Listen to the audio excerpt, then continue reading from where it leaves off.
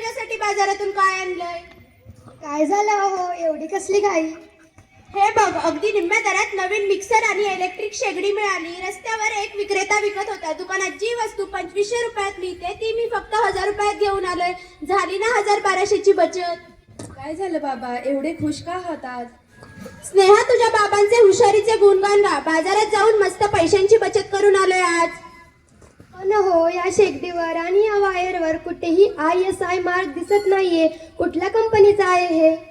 अगं सुप्रिया, ब्रँड आणि ISIच्या शिक्क्यामध्ये काय ठेवलंय? काम तर तेच करतात, शिवाय वीजही देतात. उगाच नामांकित कंपनींचे आणि ISIचे फाजील पैसे कशाला घ्यायचे? बाबा, तुम्ही पैशांची बचत नाही तर कुटुंबाच्या सुरक्षेचा खेळ मांडलाय. म्हणजे स्नेहा, तू नक्की काय बोलतेस? बाबा, मी माझ्या शाळेतील BIS मानक क्लब म्हणजेच BIS स्टँडर्ड क्लबमध्ये शिकले. ISI मार्क हा केवळ शिक्का नसतो, तर ती गुणवत्तेची आणि सुरक्षेची गॅरंटी असते. बरोबर बोलतेस स्नेहा. गेल्या महिन्यात आपल्या शेजारच्या काकूनी असाच स्वस्त लोकल क्वालिटीचा मिक्सर वापरताना शॉर्ट सर्किट होऊन त्यांचा हात भाजला होता. अगं स्नेहा, नक्की काय फरक असतो ISI प्रामाणिक वस्तूंमध्ये आणि साध्या वस्तूंमध्ये?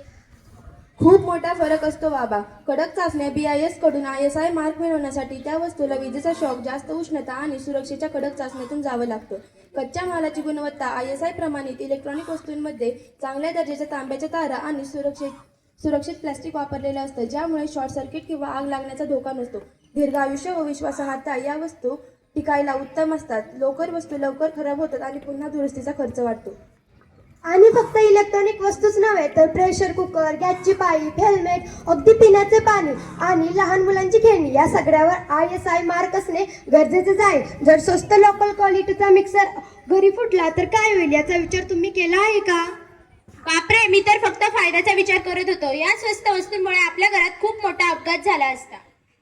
हो बाबा, बाजारात अनेक बनावट म्हणजेच डुप्लिकेट वस्तू असतात. म्हणूनच कोणतीही वस्तू खरेदी करताना त्यावर ISI मार्क आणि त्याचा 7 ते 10 आकडी CL नंबर म्हणजेच परवाना क्रमांक नक्की तपासून घ्यावा.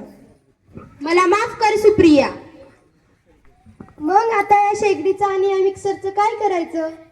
मी आत्ताच्या आत्ता दुकानात जातो आणि ही बिन प्रामाणिक वस्तू परत करून ISI प्रामाणिक वस्तू खरेदी करून घेऊन येतो. शाबास बाबा, हा झाला सुजाण आणि जबाबदार नागरिक. स्वस्त आणि हलक्या वस्तूंना मना नाही. सुरक्षिततेचा हात सोडू नका कधीही. स्वतःची आणि घरच्यांची घ्या काळजी. ISI प्रमाणित वस्तू वापरा रोजच्या रोजी. धन्यवाद.